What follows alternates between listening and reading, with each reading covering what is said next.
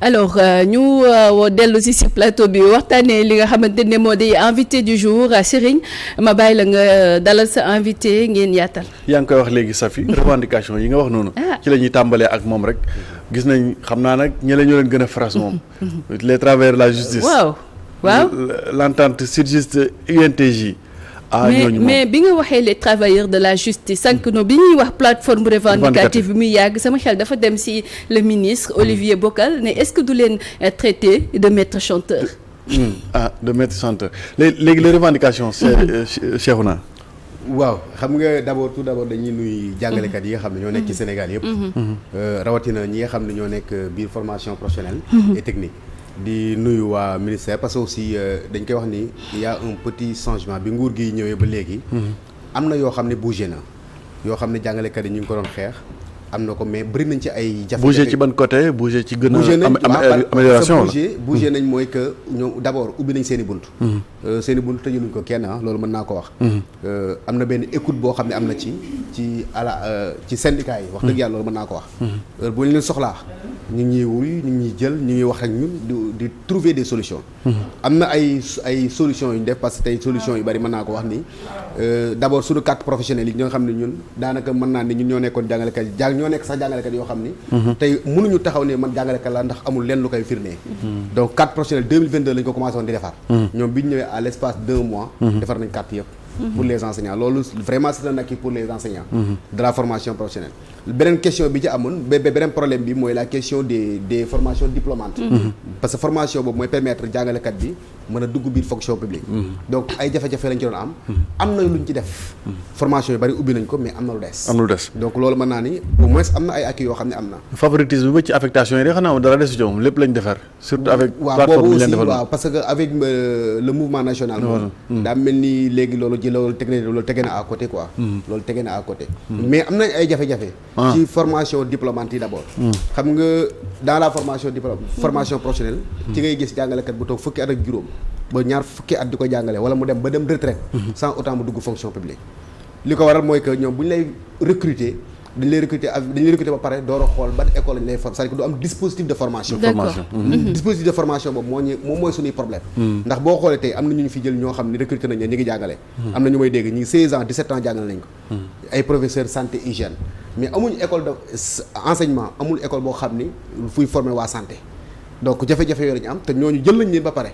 donc ba tey mënaguñ am fu ñu leen dugal pour ñu mën a def seen formation am fa benn lijaasa boo xam ni moom moo leen permettre ñu mën a nekk des fonctionnaires. Ce qui veut dire que depuis 15 ans mësuñu avancé. même salaire ba ñi doon fayeeku depuis 15 ans 16 ans 17 ans moom la ñu fayeeku donc te képp koo xam da ngay liggéey yaa ngi ñaan yàlla nag wax dëgg yàlla tous les 2 ans nga avancé. donc loolu ci la bokk beneen bi mooy ñiy jàngale ay comptabilité gestion. dañ am ñoo xam ne dañu leen recruter mais bu ñu leen recruter avec la licence lañ leen recruter. maintenant licence boo demee NCEPT ñu wax NCTP. ñoom bu ñuy former jàngalekat yi am li comptabilité wala gestion wala informatique. c'est à partir du master. ñooñu dañoo recruter ba pare indi leen di leen wax leen dem leen ngeen jàngiwaat. ba am master 2 door a mën ñu door laa mën a former loolu jafe-jafe la. ndax mag muy jàng xam ngeen ne mag muy jàng moom jafe mi dafa metti am na ñu dem jàngi nag mais am na ñoo xam ba tey amuñu moyens yi. jàng du wees waaye gune ko dàq. waaw mais am na ñoo xam ne moyens yi amuñu ko pour mën a dem fayal seen bopp. pour mën a dem jàngiwaat parce que ñun li ñuy wax dañu leen soit nañ leen ko c'est que tey ministère am na ay branches yoo xam ne tey war nañoo mën a jël en charge di jàngalekat yoo parce que bariwuñu ñu jël ne parce que ñooñu servir nañu seen nation pendant des années war nañu leen a mën a jël jox leen wutal leen benn financement ñu dem parce que am nañu fi ay 3 FPT yi ngeen dégg yëpp suñu lañ bokk war nañu leen mën a accompagner ñoom ak ONFP ci ñun la bokk 3 FPT ci ñun la bokk donc ANAMO ci ñun la bokk donc je pense que ñooñu tey war nañoo mën a jàppale jàngalekat yooyu financer leen accompagner leen pour ñu mën a am diplôme boobu wala ñu xool beneen solution bu ñu leen war négocier avec l'NCTP au moins pour une première fois mu mën a former ñooñu pour ñu mën a am diplôme parce que am na ñoo xam ne dafa ñu dem retraite imagine toi nga servir sa dëkk pendant 20 ans jàngal ay xale yoo xam ne tey jii nii ils sont opérationnels tey yow fa nga nekk ba léegi donc loolu neexul te ba gis nañ ci nag ay cas d'émission am na ñoo xam ne dañu dem ba si yàgg ñu gis leneen beneen entreprise bu leen xam ñoo xam ne peut-être fii mën nañu fi ab dara ñu dem ba ñu yaa démissionné donc pour éviter ces cas d'émission ak leneen je pense que tey ministère loolu war na ko mën a xool pour régler cas professeur comptabilité gestion yi. ak informatique ak prof yi nga xam ne ñooy jàngale santé hygiène. dans les centres de formation. d'accord ba léegi sax ñoo ngi ci revendication mais dafa bëgg am question bu ma bëgg a dugal. surtout xam yéen yan formation ngeen di jàngale maanaam yan lu ci ëpp yan formation ngeen di jàngale mais aussi ci yan structure ngeen koy jàngale ci public wala ci privé yëpp lañ boole. waaw question bu am solo la. ndax la formation professionnelle dama naan souvent est méconnue du grand public. xale yu bari. waaw xale yu bari tey bu ñu amee seen baccalauréat ñenn ñi dañuy am seen BFM. mais xamuñu fan lañ war a def. waaw duñ xam tey même l'orientation professionnelle dama koy wax man leen am na ay services yoo xam ne. ils sont là pour l'orientation professionnelle du ma tudd seen histoire. mais ils ont failli à leur mission. parce que la ñu waroon parce que ñoom nekkatuñ ci jamono yoo xam ne da ngay toog xale yi di ñëw yow yaa war a dem vers les apprenants. donc boo xoolee. am nañ 138 centres de formation professionnelle public 138 dans presque tous les départements. 138 centres de formation professionnelle publique ak 14 lycées techniques bi ñu gën a jege fii mooy lycée technique de la Fosse ouais. Yooyu yëpp a nekk yëpp de la Fosse LTID LTCD CFPC gi ngay dégg yëpp ci formation professionnelle lañ bokk. léegi nag question bi mooy lan lañ fay jàngale dans la formation professionnelle damay wax ni bu ñu nee insertion dama naan pourtant dañuy fàtte ndeysaan ni chaque jeune pour chaque jeune inséré il y a un professeur ou bien un formateur engagé et compétent qui est derrière lui li ñu lay jàngal ñun dans tous les centres de formation am na ay centres yoo xam ne industrie la ñuy def boo déggee centre yi def industrie mooy yi def électricité dañ lay jàngal électricité di la jàngal froid clim mooy ñooy monter climatiseur def entretien yi loolu moom war nañ ko jàngale waaw di la jàngal réchauffement climatique bii war nañu jàng bâtiment dañ lay jàngal bâtiment di la jàngal menuiserie métallique di la jàngal menuiserie bois maanaam ba pare di la jàngal électrotechnicien da ngay jàng électroméca maanaam lépp loo xam ne wàllu mécanique la wala wàllu électricité wala wàllu menuiserie wala wàllu froid dañ la koy jàngal foofu am na ci yeneen école yoo xam ne loolu la ñuy tuddee ñi nekk ci économie familiale et sociale économie familiale et sociale sekkee ni boo ko waxee dañuy kontaan nag ak njawee ni waaw ndax ñoom dañoo bëgg lekk ñoom loolu lañ ci gis restauration boo koo dégg mun na prof restauration la jàppal ni formation professionnelle la jógee wala école yi ñuy formé école yi nga xam ne ñoom la ñuy formé jàngalekat yi koy formé fa la jógee muy NFEFS gi nekk à côté mu nekk derrière COSEC pompier en face la Sénat ñoom ñooy jàngale loolu ñoom ñooy jàngale restauration di jàngale coiffure di jàngale habillement agroalimentaire dañ koy jàngale di jàngale am beneen côté boo xam ne moom la ñuy wax commerce les filières commerce commerce bi mooy comptabilité gestion transport logistique ainsi de suite daanaka loolu lépp ci ñun la nekk muy formation professionnelle donc ci loolu la ñu fay jàngal te léegi nag li ñu lay jàngal formation yi ça dépend am na formation 2 ans am na 3 ans ça dépend ci niveau bi nga bëgg ban xale moo ci mën a dugg xale bi nga xam ne am na niveau 4e mën nañoo def ci CAP koo xam ne am na bagam mën nañoo def ci BTS am wala mu def ci BT parce que bépp diplôme boo dégg ñun la CAP BEP BT BTS yii mooy diplôme yi nga xam ne formation professionnelle la nekk reconnu par l'État et reconnu au niveau international képp ku ni la maa ngi def CAP ci benn école wala DQP wala am na yenn diplôme yoo xam ne ni bëgguma yenn mais ce sont des diplômes d'école yoo xam ni école bi rek la yem c'est pas reconnu au niveau national mënoo ci dugg fonction publique mais loolu tamit ban yàkkal lay am ban jeexital lay am si xale bi parce que des fois da ngay ñëw ñu ne la école bii nii kat CAMES da ko reconnaître mais da ngay xool école boobu bu dee par exemple am na 30 formations certifiantes benn formation wala 2 wala 3 moom la si CAMES di reconnaître di nga ma permettre ma expliquer waale bëgguma a dugg ci débat bi noonu di yàqal ñenn ñi mais xam nga école de formation yi dañu bari lool ci Sénégal te école yu bari parce que école bi bu ñu dañuy wax reconnaissance mais avant ñu wax reconnaissance dañuy wax habilitation dañu lay habilité parce que man damay accompagner ay école pour l'habilitation et l'accréditation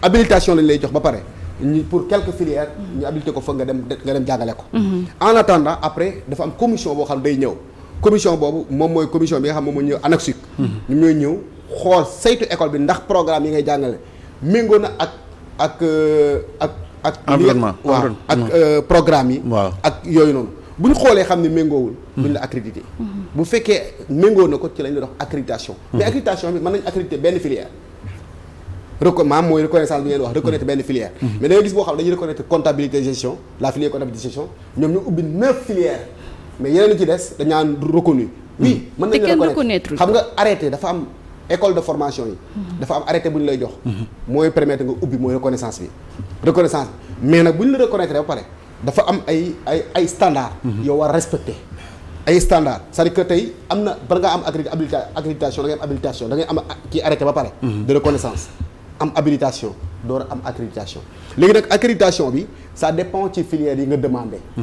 tey dal na ci suñ benn li may wax ni ci formation diplômante am na suñ ñaari collègues yoo xam ni tey jii nii bu ngeen ma waxee bu ngeen ma mayee sax ma mën naa tudd turu école bi. waaw parce que lu metti la def. non lu metti la def xamul tax. tey ñooñu dañu war def formation diplômante am seen licence comptabilité gestion. mu desee leen lu dul dem ñu dem NCTP ñu enrôlé ministère enrôlé leen. ñu dem commencé def seen formation 2 ans.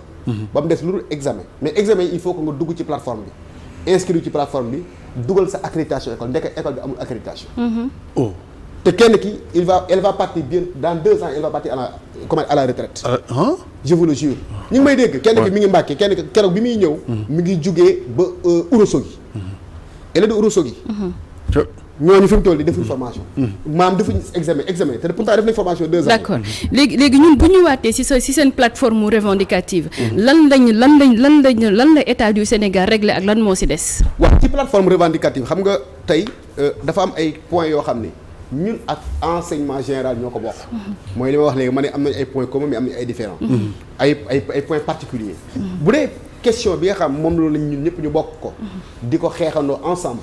avec le G7 parce que ñun ñoo topp ci G7 ñu ñoo jël 4e ci élection de représentativité yi. ñetti syndicats dans le moyen secondaire ñoom ñoo génn. SAEMS CUSEMS authentique ñun ñu ñëw placé wu 4e. donc kon ci moyen secondaire am na ay xeex yoo xam ne ñun ñëpp a koy xeexandoo muy d'abord la question des décisionnaires. mooy modification loi 300 mooy l'arrêt mooy le décret 74 347 bi. à son article 3 ak le décret de 2006. boo xam ni. tey am na wax naa ko keroog benn émission kenn ki ni ma lii parce que tey dama gis ñu signé ay adopté décret lanceur d'alerte am ku ne ma noonu dafa bokkoon ci seeni engagement ma ne ko pourtant la question des décisionnaires dafa bokkoon ci engagement yi xam ne moom jëloon nañ ko. Ah bon? Si question des décisionnaires la question de l'impôt. D'accord. De l'impôt sur le rappel des enseignants. mu waxu impôt yi daa ngeen ko déglul bañ naan assemblée nationale député yi 500 francs la ñu fay impôt donc ñaari question yooyu bokk na ci question décisionnaires yi décisionnaire yi xam ngeen la mooy décisionnaire ci déjà. mooy koo xam ni ba muy dugg fonction publique weesu na 35 ans. âgé na parce que 35 ans de plus un mois bu ko tegee mën a dugg fonction publique. wala da ngay dugg mais duñ la considérer comme un fonctionnaire. mais un décisionnaire. ci problème boobu am na ci ñaari décret yoo xam ne dañ ko modifier depuis 2 ans. nguur gee commencé woon na ko ñoom ñu ñëw commencé waat ko continuer ko ba mu des ba digg ci bañ jàpp ni fi mu toll dañ ko indi. présenté ko au niveau du conseil des ministres pour ñu adopter ko. mais à notre grande surprise gisaguñ ko fa. te décret yi defar nañ ko révisé woon nañ ko dox bañ proposé ñu ni am na benn injustice parce que ma gisee ci presse bi ñuy bind 7000 enseignants n'est-ce pas on bénéficié xawma lan n'est-ce pas ont été reversés dans le corps des fonctionnaires. Non, c'est une fausse information. Rien n'a été encore fait pour les décisionnaires. Il faut que ça soit clair. ay proposition lañ def. proposition yi jàngalekat yi bëgg jàmm moo tax ñu nangu ko. ndax loolu arrangé wul ñëpp ndax li ñu soxla woon mooy que la question c'est que tous les décisionnaires ñu reverser leen dans le corps des fonctionnaires ñun c'est ce qu'on attendait mais bi ñu ñëwee ne ñu décret bi 74 347 def nañ ci lii léegi tous les décisionnaires vont bénéficier des mêmes avantages que les enseignants. ñun même mais ils garderont le statut de décisionnaire. ñun on a dit oui. L'autre ñu ni les décisionnaires à tort ñi nga xam ne dañu tooñoon. nga xam ne depuis 2004 2005 lañ am seen diplôme. 2004 ba 2006 benn acte génnul donc à partir de 2006 ñu intégré leen bi ñu leen di dugal fekk nañu ëppal 35 ans. donc ñooñu la ñu régulariser ñooñu lañ tooñoon. tooñati waay parce que c'est à tort. donc ñaari ñooñu képp. mais loolu lan lañ ciy xaar. donc décisionnaire xam nga ñaata la ñuy fay ko par à la retraite. ay retraite ay 54000. ci ko doon fay ko 400000 500000. waay titre avec 54000 avec la famille la petite famille. pour combien de mois. pour chaque mois. non pour à la retraite à la retraite. waaw à la retraite la yow Ndakaaru yi 54000 tey boo ci fa buñ la ko joxee doo fay lu yaas. donc chaque jour am na ay décisionnaires yi dem retraite. ils souffrent silencieusement dafa am loo xam ni tey bu ma gisee ñu adopté ay yenn décret. yenn loi bàyyi yenn yi dama naan non les priorités sont ailleurs. parce que les lanceurs d'alerte ne sont pas plus importants que les décisionnaires. ne sont pas plus importants que les fonctionnaires de l'État du Sénégal. je contre ma leen nag ci dara. mais dafa am loo xam ne tey jii nii ñun moom la ñuy xaar. donc je pense que question boobu bu ñu ko réglé wul wax nañ ko. syndicats yi ñu ngi ciy liggéey tous les syndicats d'enseignants ñu ngi ciy liggéey parce que ñu ngi coordonné suñu biir problème boobu xaw ma lu ñu mënut a bañ a régler mais la question des légionnaires moom bu ñu ko réglé wu ba école tijji parce que am nañ temps fi mu toll nii vacances yi bu ñu ko réglé wu ba école tijjee ubbi tey tëj tey fi am wala ubbi tey nga ne dafa am tey ji lu ngeen di xaar lan la lan ngeen di xaar question des légionnaires la question des légionnaires ñu yóbbu ko assemblée yóbbu ko d'abord conseil des ministres présenté ko adopté ko yóbbu ko assemblée nationale pour ñu voter ñu réglé ko une bonne fois pour beneen bi mooy la question des METP d'accord xam nga maa lay wax les particularités bi ñu am benn corps la muy maître d'enseignement technique et professionnel corps boobu fenn rek nga koy gis dans la formation professionnelle amul ci yeneen corps yi bien vrai que dans les autres corps am nañ yoo xam ne amuñu ko mais METP c'est-à-dire que ñooñu ay jàngalekat lañ yoo xam ni dañ leen de tooñ injustement maanaam dañ leen a classé ci hiérarchie B3 hiérarchie boo xam ni ñoom weesu nañ ko parce que ñoom nekkuñu foofu d'accord xam nga tey bu ñuy jàngale dañ naan kii bu ñu nee élémentaire bi sa xel fu muy njëkk a dem am na ci benn corps bu muy dem bu ñu nee préscolaire am na sa corps bu muy dem noonu la demee dans le moyen secondaire ñoom foofu la ñu war a nekk mais dañu leen a classé injustement dans la hiérarchie B3 léegi nag ñun li ñu wax mooy que comme tooñ nañ leen depuis des années ñu ngi leen di tooñ il faut que nag vraiment ñu waxtaan ak nguur gi toog ñun sommes un syndicat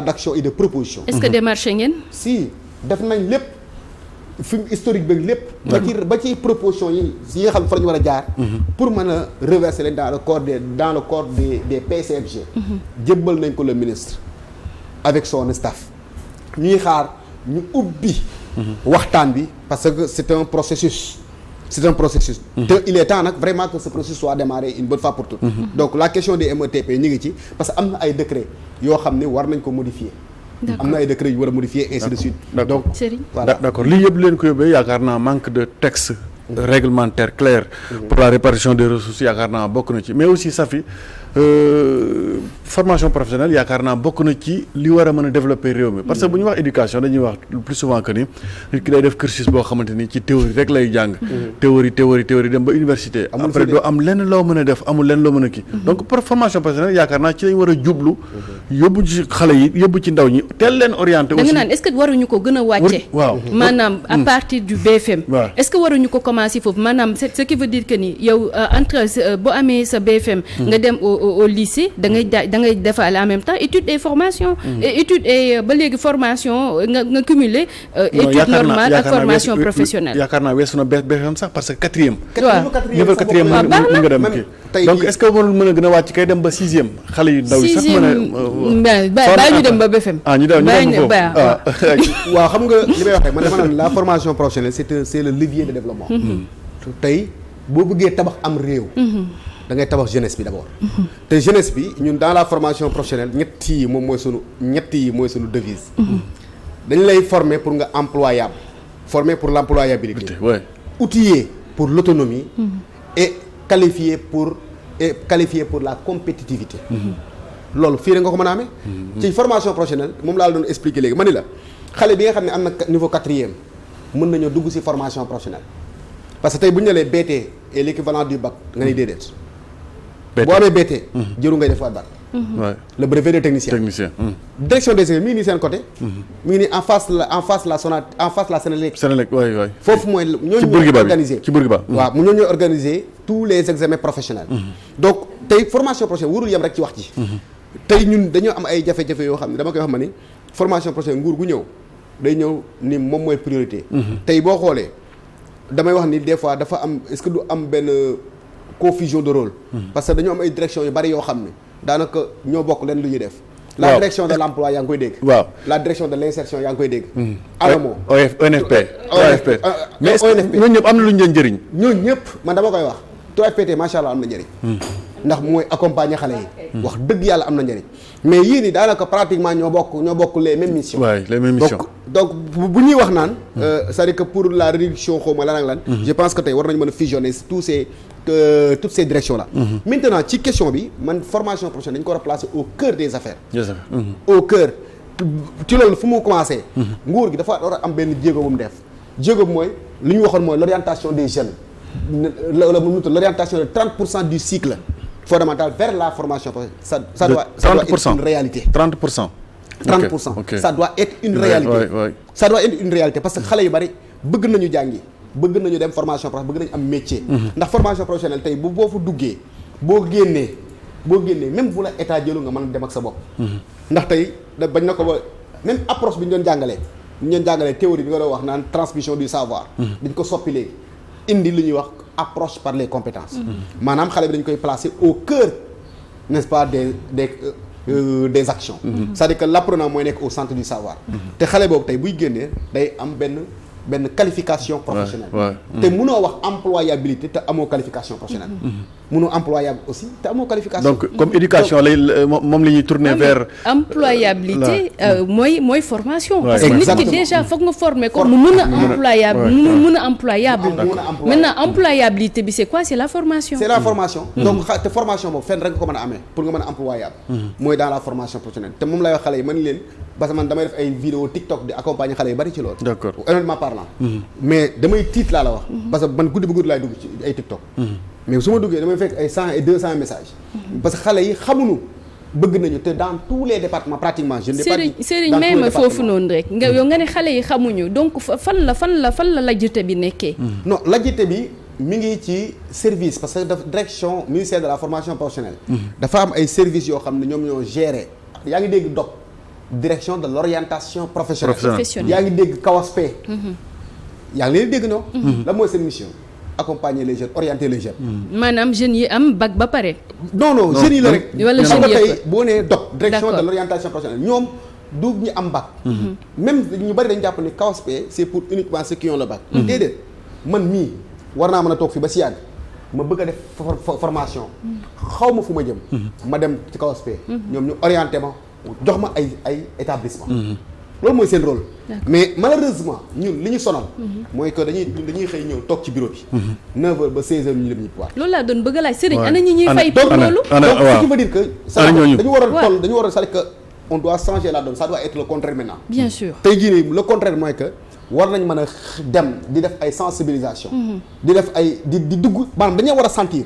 est-ce que ñooñu waruñu wàcc sax ci école yi surtout par exemple ca collège ba. wàcc fa def te loolu warul nekk sax à la fin de l'année. ci biir année scolaire war nañ mën a organiser des tournées. dans les établissements parce que am nañ ko fu nekk. dans toutes les régions am nañ fa ay représentants mais leur rôle. leur mission li ñuy liggéey ba tey ñun sentiruñu ko ba dama koy wax ci digg bi laa koy teg. sentiruñ ko nañ ko war a sentir moo tax man la xale yu bari xamuñu te pourtant dama koy wax gars yi man leen dem leen ci centre de formation ku bëgg a xam ban concours nga war a def wala examen yi nga xam ne ñoom ñoo nekk nii demal ci page Facebook direction bi yi nga xam moom mooy organiser examen yi boo fa demee toutes les informations sont donc yow yaa ngi def leur mission yaa ngi koy def maa ngi def seen mission à leur place ñoo ngi koy def syndicat parce que ñun si syndicat bi aussi notre c'est-à-dire que l'objectif mooy ñu changer l'image de la formation professionnelle d'accord ou placer la formation professionnelle au cœur des actions publiques. d'accord formation professionnelle Cheikhouna fan la dépendre boo demee ci région yi wala département yi dañ la wax IA. dañ la wax IF. mais yéen est-ce que am ngeen fu ngeen dépendre ci surtout au niveau des localités des régions. waaw loolu moom question bu neex la aussi. ça daa mel topp nañu de. ah waaw voilà xam nga ñun. dans la formation professionnelle am nañ un ministère à part. mais ministère boo xam ni comme dans l'éducation nationale parce que 3 sous-secteurs rek moo am. dans l'éducation et la formation. enseignement supérieur éducation nationale formation professionnelle loolu la ñuy wax les 3 sous-secteurs. maintenant ñun suñuy représentants ñi ngi nekk ci des inspections d'académie. fa lañ nekk loolu moo tax suñu dossiers yi bari di réer. ndax ñun daanaka da ngay jël benn jàngalekat bu nekk par exemple CFP bu Mbacké. day jël déposé jaar la ko voie hiérarchique au lieu que inspection d'académie bi transmettre dossier bi au niveau du ministère de la formation bi da koy yóbbu enseignement général. bari na ci dossier jàngalekat boo déggee ñaan les lenteurs administratives. lenteurs yi ngay dégg foofu la démarré. foofu la démarré. ñun nag wax dëgg yàlla ñu ngi interpellé ministre bi le ministre de la formation professionnelle. Moustapha Ndiaye maa ngi koy nuyu de passage. ci waxoon nañ ni dañuy ni construire loolu avant ñii ñëw la dañ ko fay fekk. bi ñëwee ñoom it aussi ñu ne dañ koy def. muy dañuy construire ay services régionaux. de formation professionnelle technique. yoo xam ne ak ay services départementaux yoo xam ne moom mooy remplacer les inspections d'académie nga xam ne ministères yi c'est-à-dire que mooy remplacer ci yéen ci ñun waaw mooy remplacer les inspections d'académie te ñun loolu la ñuy xaar te bu ko def je pense que bu ko defee tey dana am une meilleure organisation ak une meilleure pilotage de toutes les actions ou bien de tous les projets de la formation professionnelle loolu moom fan la ci toll comme da ko fay fekk wax nañ ñu ko waxate rappelé waat nañ ko mais ñi ngi ci mais depuis janvier ba léegi wax dëgg yàlla ñu ngi koy xaar. te jàpp naa ni bokk na ci li war a gën a taxaw fi mu toll nii. parce que nag dañ ko soxla parce que formation professionnelle dafa war a am indépendance am. waay comme ministère dafa war a décoller. parce que mënuñ toog. portefeuille ministériel la. di langaamu ci en quelque sorte. langaamu boobu nag aussi am na ci mais dañuy wax ni daal bu ñu sañoon. ñu indépendant. donc te mooy construction boobu noonu. c'est-à-dire que ñu mettre en place des services départementaux ou régionaux de formation professionnelle nga xam ne tey dañu koy jël jox ko ay inspecteurs de spécialité de la formation professionnelle ñi nga xam ne ñoom xam nañu sous secteur bi xam nañ lan mooy les tenants et les aboutissants ñu gérer ñu ko jafe-jafe yi defe naa département bu nekk war nañu fa tabax centre de formation waaw les 23 la waaw je pense que 23 centres de formation d'accord léegi nag ñu ñëw ci recrutement bi nga xamante ni formation professionnelle lancé na ko fan yéen construction boobu noonu construction bi waaw construction boobu d'abord damay lancer un appel aussi parce que Mbacké centre de formation professionnelle bi teg nañ xeeru depuis janvier beneen xeer topp waaw benn xeer lañ tegoon beneen xeer topp ci pose de première pierre bi waaw def nañ ko depuis janvier ñi ngi xaar nag wax dëgg yàlla parce que ma Mbacké laa dëkk aussi donc ma boole waale ko ci donc ñi ngi xaar vraiment à ce que tey centre boobu ñu parce que depuis janvier ñu ngi ko teg mais gisatuñ ko sax xeer bi donc je pense que boobu noonu war na mën a nekk ay priorité d'accord donc recrutement yi 200 enseignants la ñu war a recruter ci formation professionnelle effectivement xanaa loolu moom lu baax la moom xanaa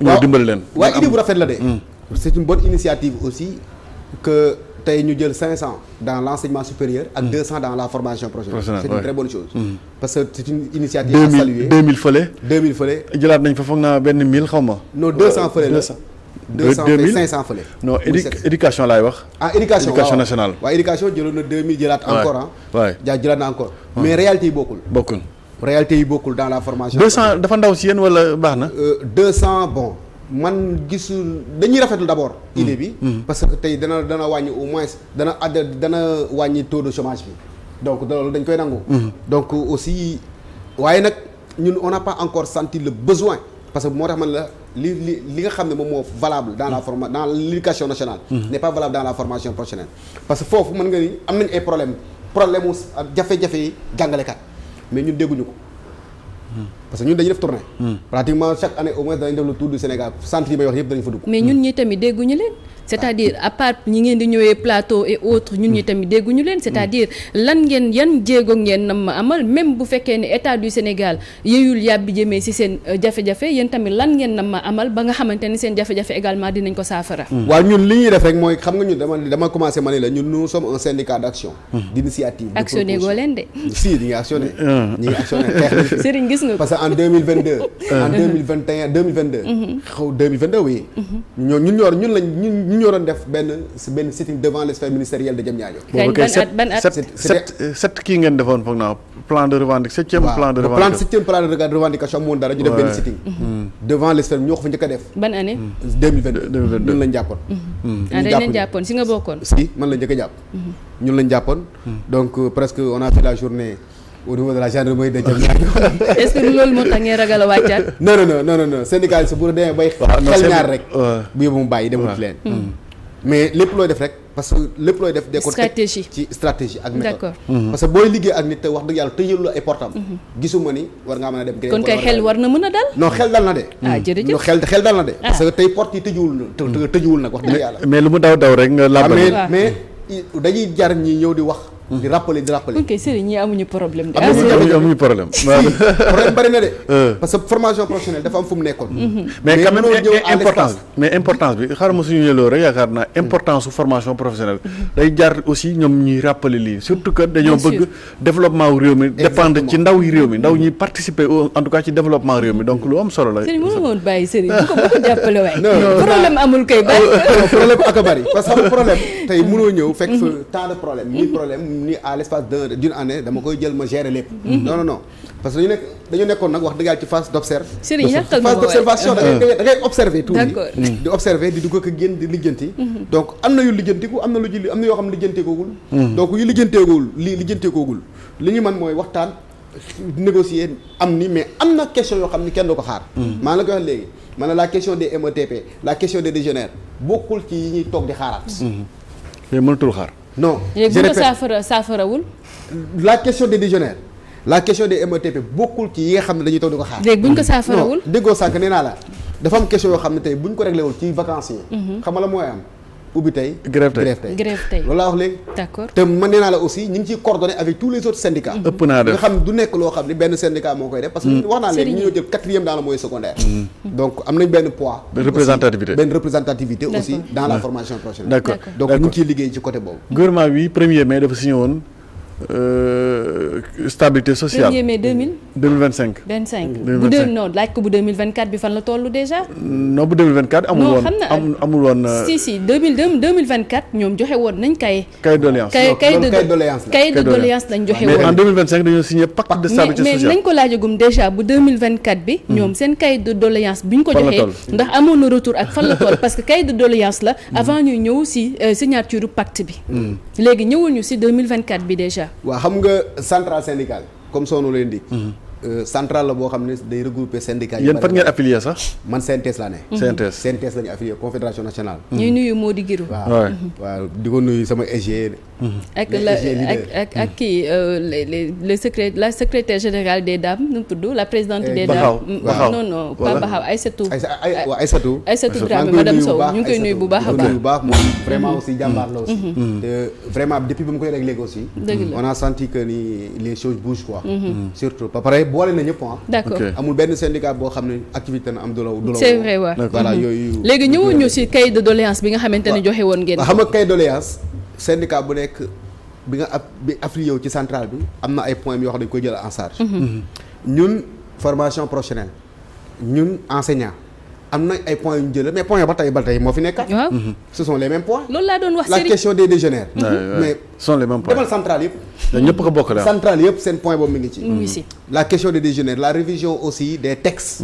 des textes et l'arrêté convoquant les élections de représentativité des syndicats d'enseignants. wala yaa ngi may rejoindre c'est-à-dire ces doléances là réglé wuñ ko ba pare signer un pacte de stabilité sociale. waaw xam nga mais ñoom ñoo ko signé de. waaw ñoom laay wax déjà moo tax ma ne la bu ñu tëb rek ñu ñëwagum déjà si pacte bi mais yéen a ko signé de. da ngeen affilié ci parti ci syndicat ci centrale syndicale kon ñii seen affaire baax seen centrale yi ñoo ko signé non. affilié wu nañ de. mais waaye nous sommes indépendants. c'est-à-dire que ñun.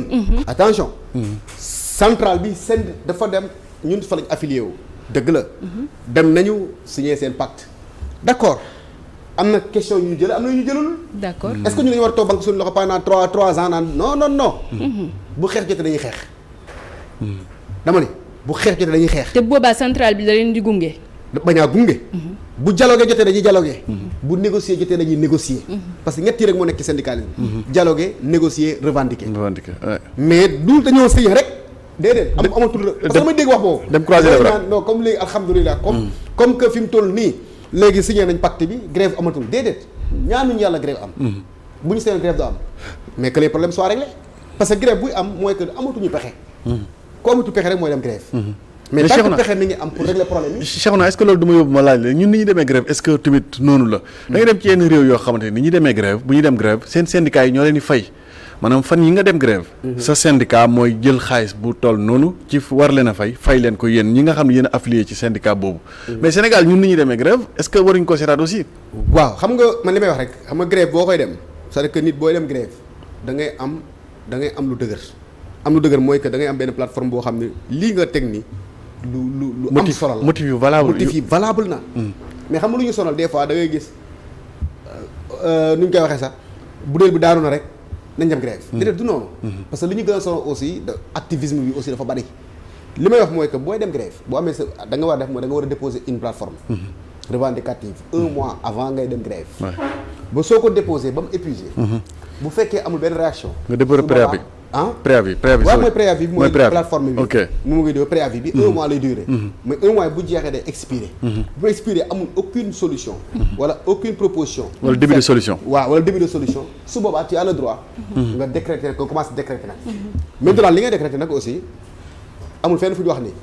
booy demee grève sa syndicat daf laa war a jox mais syndicat aussi war na xalaat ni parce que boo demee grève normalement lii dëgg mooy heure boo liggéey jour boo liggéeyul jour boobu dañ la ko war a dagg loolu mooy dëgg waaw ko fayeeku mooy yoon de mais Sénégal est-ce que ñu ngi leen koy def si dañu koy def ñu ngi leen dagg si dañu dagg maanaam bu fekkee dañoo jël exemple si travailleur de la justice yi nga xam ne ñoom ñu ngi dem grève depuis boobu ba léegi ñoom chaque jour bu ñu dem grève dañ leen koy dagg normalement te dégg naa sax ñu ni am na xaw ma dëgg waaw dégg naa ñu ni ñoom fin du mois bi waaw bi ñu ñëwee ces bulletins 0 franc lañ fa fay fonction salaire donc loolu mooy yoon. mais ñoom nag dafa am lu ko jiitu woon parce que am na réquisition bi ministre bi defoon parce que loolu moo tax c'est-à-dire que booy dem grève nombre de jours yi nga grève normalement kenn waru la ko fay arrivé nañu à Matam ak beneen région boo xam ne suñuy militants dañu am grève mais bi ñu ñëwee presque seen moitié salaire bi dañu ko dagg mais syndicat bi moo jëlaat parce que ñun am na lu ñu tuddee œuvre sociale ci suñu syndicat ñoo jël xool nombre de personnes yi ñu dagg yëpp laaj seen bulletin parce que aussi da ngay laaj bulletin sinon Cheikh naag ñëpp naan dañu maa dagg donc vous comprenez donc laaj bulletin yi xool xam ne lu ku nekk li nga dagg ku dagg rek nga remboursé ko ñoom ñëpp ok pendant 2 mois def nañ ko mais est-ce que syndicat yëpp ñu ngi def noonu mais est-ce que aussi état bi mu ngi def noonu ak liggéeykat yëpp ndax grève ni mu fi yombee grève ni mu fi yombee est-ce que bu ñu doon dagg est-ce que gars yi nañ grève noonu non grève ñu woo aya téléphone du ñu sonal parce que dagg bi ñun xam nañ ko daal déjà que ni yoon la pour man dagg bi amul problème maanaam sacrifice la daal sacrifice la quoi parce que tey gis nga boo bëggee dara da ngay def dara man bi ma bëggee ñëw ci émission damaa teel a yeewu daw ñëw parce que damaa bëgg ñëw maanaam daanoo teel a yeewu daa teel a yeewu waxin la ça comprend mais garaawul daa teel a yeewu sax mais c'était juste pour vous dire que ni ku bëgg dara di nga def dara d'accord donc ñun heure bu ñuy dem grève ñun gaaw ñoo dem nag mais su ñuy dem bu ñu nee dem nañ rek dem nañ te bu ñu demee ñëpp topp ñu. ok bu ñu ne même bu doon 2 mois fayeekuñ sax amul problème. parce que dañuy préparer lépp aussi. ce syndicat aussi daf la war di jàppale. daf la war di accompagner parce que am na lu ñuy wax œuvre sociale ñun œuvre sociale dañu ko jël jox ko ba mu jeex. lépp la ñuy def ku dese sax ku ko am suñu syndicat dañ lay jaale. di jël en charge des malades et yooyu yëpp dañ koy def. mu yel si li nga wax léegi ne syndicat d'action ngeen. exactement syndicat d'action. exactement Cheikhouna xanaa kàddu yi jeex fu ñuy jeexale. peut-être li nga xamante ne peut-être da koy xaar si gouvernement wala avant loolu sax. est-ce que tamit jotul tey état du Sénégal mu xoolaat situation de l'école publique sénégalaise. dañ ko réformer. waaw xam nga le curriculum tey examen yi les abris provisoires rek yooyu noonu yëpp. examen du BFM yi. baccalauréat yëpp la ñu war a réformer waat. mais balaa ngaa ñëw examen mais bu fekkee ne da nga ñëw par exemple ci situation de l'école publique sénégalaise. jafe-jafe yi nga xamante ne école yi ñu ngi koy dund am na école yoo xamante ne même règle parfois. xam nga école bi ci boppam mooy cotiser pour jëndal ko. jënd rek non li mu wax ne dafa am. parce que problème bi mooy budget yu bari établissement yi dañ ko wàññi. dañ ko wàññi ba pare on nous demande des résultats. je pense que nit ki tey boo bëggee mu am ay résultats yu positifs.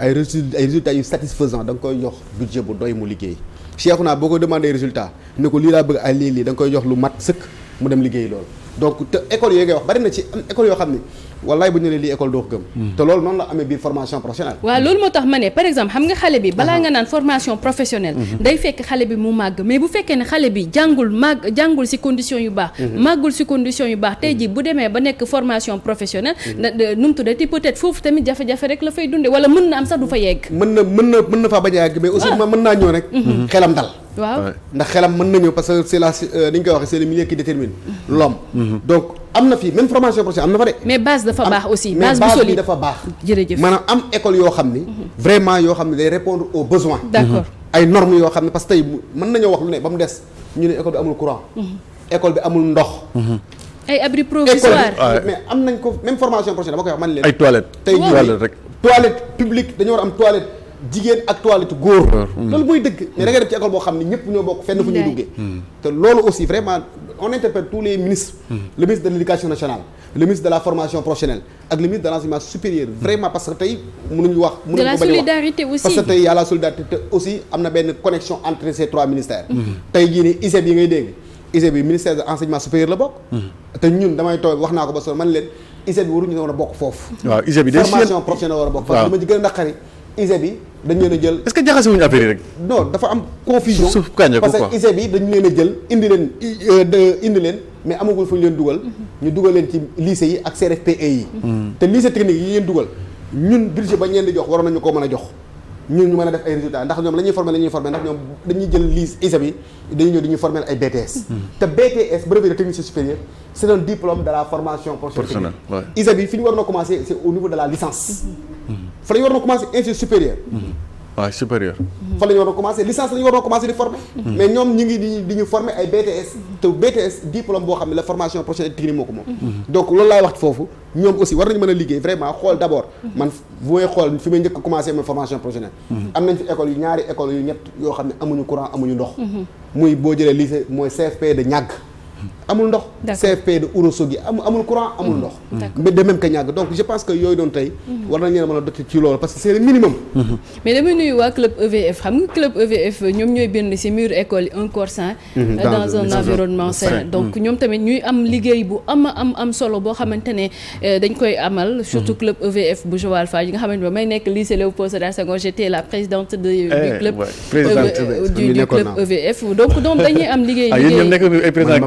au lycée de Mbacké. club EVF. non dañuy am liggéey bu am solo. surtout environnement raxas defar rebasement et autres. c'est important quand même. léegi gouvernement scolaire la ñuy wax de. waaw léegi gouvernement scolaire. effectivement. léegi gouvernement scolaire la ñuy wax. te ci ministère yi aussi am na ñuy souffrir mooy ni ñuy wax les chefs de service ak chefs de division. xam nga ci ministère yi les chefs de division sont des enseignants qui sont détachés là-bas. il faut que ñu xamee ko noonu. ña nekk ci biir ministère yi fu mu mënti doon. ay agents yoo la ñuy wax ay enseignants yoo xam ne dañu leen détaché indi leen foofu. nga gis ministère de la formation ay ñoo am ay chefs de division. ñu leen wooy aussi des chefs ak ay chefs de service. ñoo xam ne amuñ benn indemnité. maanaam lu dul seen salaire bi ñu jëloon. à part leen la ñu am mooy benn indemnité benn heure supplémentaire parce que heure supplémentaire dañ la koy fay. mais dafa am benn foo xam ne bu weesoo 2800. 2800 indice bi bu weesoo 2800 dootoo fayeeku heure supplémentaire. donc léegi ce qui veut dire que bu ñu ko dindee. dootoo am benn indemnité boo xam ne doo sa te ñooñu aussi. il faut le tout c'est-à-dire que le groupe du travail ñoom ñoo koy def. ñoom ñoo fay nekk ba 21h. des fois ministre bu bëree bind benn lettre ñoom ñoo koy bind ñoom ñooy piloter ñoom ñooy diriger ñoom ñooy gérer. le personnel donc je pense que. tey ñooñu ni ko ministère de l'eau defee. ministère du commerce defe ko. ministère de la fonction bi defe ko. war nañu ko mën a defal nag. jox leen ay indemnités yoo xam ne wax dëgg yàlla dana leen permettre ñu mën a liggéey seen mais mënuñoo wax vacataires yi te nuyu ñi nga xamante ne ñooy Mbaye Sarr nga xamante ne yàgg na di koy xeex. voilà Mbaye Sarr sa def ñu bàyyi la nga tàggatoo. waaw Cheikhouna nga tàggatoo rek. waaw jërëjëf vraiment c'était un plaisir pour moi. ma participer encore ci émission bi. ndax fii moom damay wax suñu kër la quoi. di ñaanal ñi fi nekk ñëpp rek yàlla defal leen jàmm. ak promotion yu bari nag. wax dëgg yàlla. di nuyu jàngalekat yi nga xam ne ñoo nekk ci Sénégal yëpp di ñuy déglu. di nuyu aussi sama SG national mooy Amar Kane di ko nuyu de passage. di nuyu aussi tous les enseignants du syndicat de la formation professionnelle di nuyu waa Mbacké Bawol aussi. d'accord muy Cheikhouna Gueye di chargé de revendication bu syndicat de l'enseignement professionnel. mais garaawul. wàllu ci. mooy impôts yi jàngalekat yaa ngi jooy. beneen yoon. impôts yi jàngalekat ci revendication yi. mais damay fermer parenthèse. jàngalekat yi ñu ngi jooy ci impôts yi. l'impôt nag moom dañ koy fay moom. Serigne tàggatool yéen je crois que tey li ma leen may si minute moom amatoo dara lu ngeen wax. Serigne allez-y Serigne. Cheikhouna li suñu maam yi naan l'impôt. l'impôt moom dañ koy fay ci réew mi. d'accord jërëjëf Serigne. waaw Serigne jërëjëf. chargé de revendication du syndicat de l'enseignement professionnel et technique ñu lay jaajëfal bu baax a baax ci wuyu gi nga ñu wuyu si woon ak bokk ci émission bii nii. ça fi xam naa beneen ba àjjuma man pour petit déj. waaw incha allah donc ba vendredi mais da ngay des ci plateau bi nga des ak ñun ñu dem nag xool ji suñu page pub te dellu si plateau bi.